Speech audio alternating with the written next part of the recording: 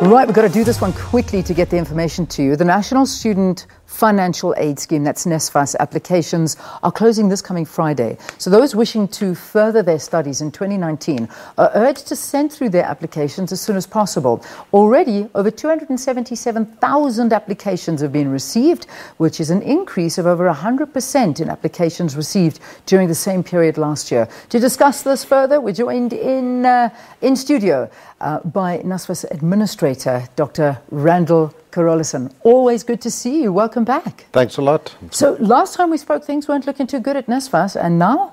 Well, we've cleared the backlog 2017-18. So most of our students are writing exams and things are relatively peaceful on campuses. Our registration application season is open very well, and as you just mentioned, this morning we had 300,000 applications. Oh, so you've gone up to 300 now. So that's very good. So we intensify our marketing efforts. We are going out into the rural areas as we speak, and things are really looking well. So those that are still outside of the system, you've got 5 days to go. So this is opportunity of a lifetime. Yeah, it really is. And I'm reading some of these numbers, which are incredible. 3,500 applications a day. KwaZulu-Natal the most, with almost 81,000. Gauteng 60,000. Talk to us about provincial applications. How do you go about it? Well, so we've deployed our teams in the different provinces, and so KZN, Gauteng and Free State is doing exceptionally well. The Capes are not doing so well, in relative terms, so they're below 30%. Eastern Cape, Western Cape and the Northern Cape, and so we'll be intensifying our efforts this week in those particular areas. It speaks to also the geographical disparities that we have, from income levels and so on. But our teams are really, really going well. What we want to encourage people to do is to get the application in, even though they might not have all the documentation. We can always follow up later. Okay. So that's important that you get your name in and your documentation in. So when you then accept it at university, we bring the two things together, and the funding will be then hopefully be flying out of the. That's good advice. What's the total amount of students that you're hoping to fund? Well, our budget for this year is 800,000. I should add that whilst we're doing very well with university, extremely well with university applicants, the TVET colleges are lagging well behind. We are very concerned about that, because that's where the skills base for South Africa's growth is going to come from. And that's always a problem, because my next question to you was, where are you finding that people are more applying in what kind of fields? Then I was going to ask you about the TVET colleges, and that's a problem, because we need skills. That's the part I think we need to emphasize more. So we are stepping up our efforts there for the TVET environment, and the deadline's on Friday, so we'll have to do a reassessment on Friday where we are. It's a hard deadline, I should add, but we also have to be pragmatic about it. An interesting statistic is that more women are applying. 65% of applicants are women. So, wow. So that also is a very interesting statistic. Well, it's interesting, and it's very, that's very, it warms my heart a lot, I have to say. What's your total budget allocation for 2019? For 2019, it's 32 billion rand. 32 billion. It's quite substantially up on the 22 billion that we had last year, for this current year.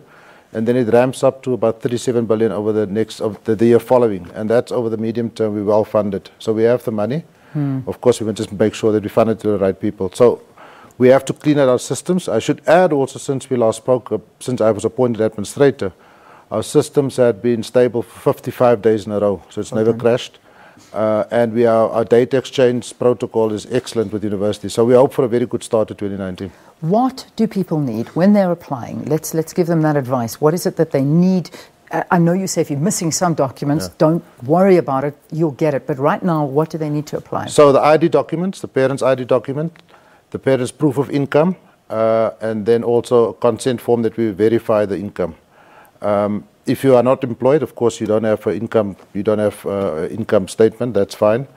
And then people often forget that social grant beneficiaries qualify automatically on social grant. So SASA household, foster care kids, and also orphans. And then disabled kids, the bar is a little bit higher for them. They can, household incomes up to 600,000 rand if you are disabled. So once you have all those forms, it's easy to upload, very easy. We tested it with high school kids. It takes you 5 minutes. Or you can go to your nearest NYDA office and submit it there. Excellent. Or you could go onto our website, even easier. Okay, we've got the number on the screen. The website is NSFAS? It's www.nsfas.org.za. When will you be notifying people if they have been successful in their application? As soon as they are registered at university, they become fully funded In the meanwhile, we will notify them that we've received your funding and that all your documents are in place. Okay. Only when you register do you become fully funded. That's very important to know. Yeah. I'm reading here, and I don't know what this is, exclusive news, apparently. What important messages have you got for NSFAS applicants before Friday? Well, I think they should come to the party, if I could put it that way. This is an excellent and brilliant opportunity to be fully funded. We fund your tuition, your residence, your travel allowance, food allowance, and so that students can concentrate on their studies as opposed to worrying where the next meal comes from. Yeah. So when we clean out the books now, we actually saw students go back to university, they write the exams, and there's lots of peace at universities, and people are actually doing well. We also have an interesting statistic, is that NSFAS students are doing better than the unfunded students. So it just shows that people, when they have the peace of mind, that they can focus on their studies. Fantastic. This is a great way to end the program today. It really is. So please, if you're interested, this is to help you, NSFAS. It's open. So far, the number is 300,000 applicants. It can go up to 800,000. So you've got until the end of this week to get in your application, and hopefully it will be successful and you'll be able to go through and get your education. NSFAS Administrator Dr. Randall Carolissen is here in studio with us, giving us those details. Thank you very, very much for joining us. All right, let's take a break. Basically, goodbye after this. Stay tuned.